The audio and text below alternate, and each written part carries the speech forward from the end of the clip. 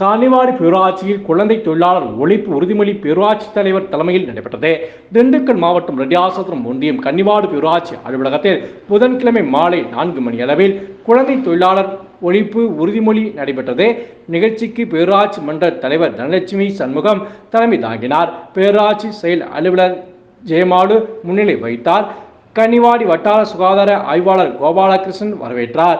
நிகழ்ச்சியில் செயல் அலுவலர் ஜெயமாலு குழந்தை தொழிலாளர் முறையினை அகற்றுவதற்கான உறுதிமொழியை வாசித்தார்.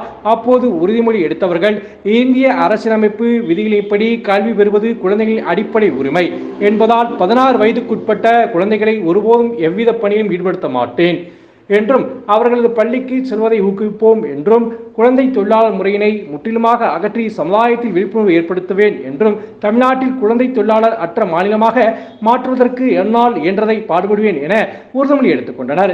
நிகழ்ச்சியில் கிராம சுகாதார செவிலியர் மாரியா, கன்னிவாடி பேரூராட்சி எழுத்தர் வெள்ளையன், பேரூராட்சி துப்புரவு மேற்பார்வையாளர் அகில் ராஜா, தூய்மை பாரத இயக்க பணியாளர் ஜோதி, தனம் கணினி ஆபரேட்டர் லட்சுமி, டெங்கு ஒழிப்பு பணியாளர்கள், பொதுமக்கள் உட்பட பலர் கலந்து கொண்டனர்.